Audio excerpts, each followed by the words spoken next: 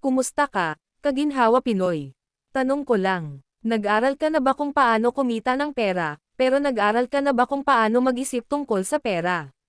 Kasi ang totoo, hindi ka yayaman dahil lang masipag ka. Yayaman ka dahil tama ang mindset mo tungkol sa pera. At ngayon, pag-uusapan natin ang mga libro na kayang baguhin ang isip mo tungkol sa pera, kahit hindi ka mayaman, kahit maliit ang sweldo, kahit ngayon ka palang nagsisimula. Kung ready ka nang baguhin ang mindset mo, simulan na natin. Book number 1, Rich Dad Poor Dad, Robert Kiyosaki. Unahin natin ang isa sa pinakasikat, Rich Dad Poor Dad. Ang pinakaimportanteng lesson ng librong ito ay simple pero powerful. Ang mayayaman ay bumibili ng assets. Ang mahihirap at middle class ay bumibili ng liabilities, akala nila assets. Halimbawa, asset, negosyo, investments, digital products, liability, kotse, gadgets, utang na walang balik. Hindi sinasabi ng libro na masama ang magtrabaho. Ang sinasabi niya ay, kung trabaho lang ang source ng income mo, mahirap yumaman. Kaya tanong sa'yo, may binubuo ka bang asset ngayon? Book number 2, The Psychology of Money, Morgan Housel. Ito ang isa sa pinaka-underrated pero pinaka-real talk na libro tungkol sa pera. Ang lesson dito, ang pera ay hindi lang numbers, emosyon din. Maraming tao ang may mataas na sweldo pero baon sa utang. Bakit? Dahil hindi nila kayang kontrolin ang sarili nila.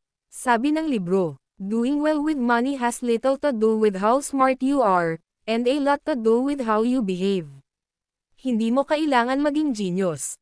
Kailangan mo lang disiplina, pasensya, long-term thinking. Book number 3, Think and Grow Rich, Napoleon Hill. Classic na classic. Ang pangunahing mensahe nito, ang yaman ay nagsisimula sa isip. Bago ka yumaman sa totoong buhay, dapat mayaman ka muna mag-isip. Key lessons, may malinaw kang goal, may matibay kang dahilan kung bakit. May daily actions ka, hindi magic ang libro, pero pinapaalala nito na, kung hindi ka naniniwala sa sarili mo, walang mangyayari. Book number 4, Atomic Habits, James Clear. Hindi ito money book mismo, pero life-changing para sa finances. Ang lesson, maliit na habits, malaking epekto over time. Halimbawa, 50 pesos ipon araw-araw equals habit. Pag-aaral ng 10 minutes tungkol sa pera equals habit. Pag-iwas sa impulse buying equals habit.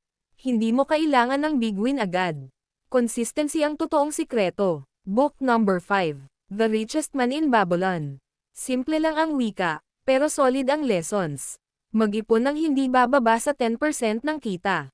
Ipatrabaho ang pera mo. Iwasan ang utang na walang balik. Ancient wisdom, pero applicable pa rin hanggang ngayon, kahit Gcash era na tayo. Kung mapapansin mo, iisa lang ang sinasabi ng lahat ng librong ito. Hindi pera ang problema, mindset. Kaya kung gusto mong baguhin ang buhay mo, simulan mo sa binabasa, pinapakinggan, at iniisip mo araw-araw. Kung nagustuhan mo ang content na ito, like this video, subscribe sa Ginhawa Pinoy, i-on ang notification bell, dito sa channel na ito. Pera, mindset, at diskarte, pang tunay na buhay ng Pinoy. Hanggang sa susunod na video. Ito ang Ginhawa Pinoy, para sa mas malinaw na isip at mas maayos na kinabukasan.